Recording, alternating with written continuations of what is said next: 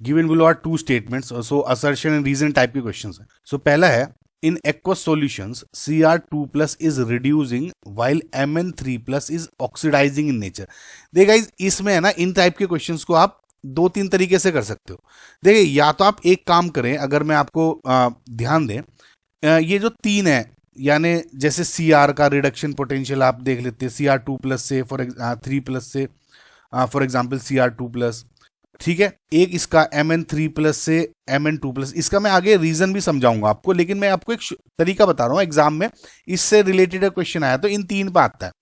जैसे Cr3+ से इसका रिडक्शन पोटेंशियल, मैग्नीज का, ओके, एंड सिमिलरली आयरन का, ये तीन है जो रिपीटेटिवली पूछे जाते हैं।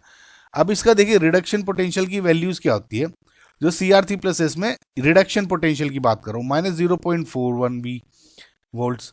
जो Mn3+ है इसका +1.57 वोल्ट्स, ठीक है। एंड अगेन जो Fe है इसका आई थिंक +0.77 वोल्ट्स होता है, ठीक है। तो अब इसमें अगर ये आपको पता है तो वेल एंड गुड, बहुत बढ़िया हो जाएगा। नहीं तो इसके अलावा तो एक फिर टेक्स्ट बुक सॉल्यूशन होता है इसका, जो आपको वैसे पता है तो अगेन वही वाली बात हो जाती है।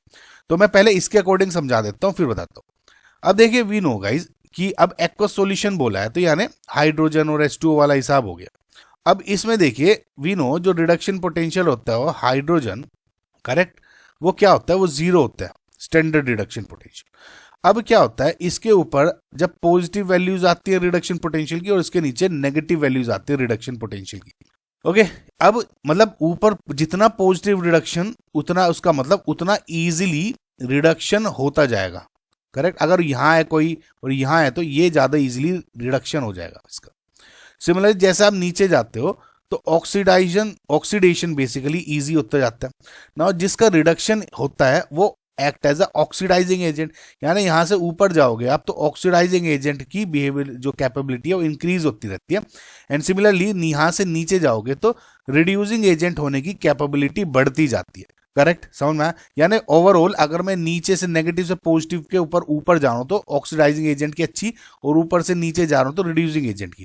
तो अगर आप इनको रिडक्शन पोटेंशियल को ऑर्डर में लिख लो तो सबसे पहले तो 1.57 हो गया, ठीक है, फिर 0.77 हो गया, एंड फिर -0.41 भी हो गया। मैं आपको कंसेप्ट बता रहा हूं, अगर एक आध वैल्यू थोड़ी बहुत ऊपर नीचे हो जाए एक बार देख लेना आप, इसको कंफर्म है ना, वैसे यही होती है। तो इसमें आपको क्या हो गया, सबसे अच्छा ऑक्सीडाइजिंग एजेंट तो ये हो गया यानी Mn। उसके बाद 0.7 ऑक्सीडाइजिंग एजेंट हो गया यानी ये 0.77 यानी Fe। एंड देन ये, या मैं ये कहूं ऊपर से ऑक्सीडाइजिंग, ऊपर से नीचे जाओगे तो सबसे अच्छा रिड्यूसिंग एजेंट तो आपका ये हो गया Cr, राइट। फिर ये एंड फिर ये, समझ है। तो वैसे भी आपका इसके अकॉर्डिंग क्या हो गया कि जो Cr2+ is reducing while Mn3+ is oxidising in nature because of their reduction potential. ये पॉजिटिव है और ये नेगेटिव है। अब तो ये तो हो गया, आपको याद होने चाहिए गाइस कंसेप्ट। इसका जो सॉल्यूशन है वो थोड़ा टेक्स्ट बुक टाइप का है, आप थोड़ा ध्यान रख लीजिए ना। तो देखिए होता क्या है, जैसे आप फॉर एग्जाम्पल Cr2+ है और इससे हम Cr3+ की तरफ जा रहे हैं, वापस आ रहे हैं ऐसे, तो इसका D4 का कॉन्फ़िगरेशन होता है, करेक्ट, और C3+ एक इलेक्ट्रॉन होगा 3D3। सिमिलरली जब आप इसका मैग्नीज की बात करते हो तो Mn2+ और Mn3+, तो ये क्या हो गया D5 and again this is D4, okay. So अब देखिए D4 में अब D3 में जा रहा है, तो इसमें क्या होता है बेसिकली जो D3 है इज मोर स्टेबल।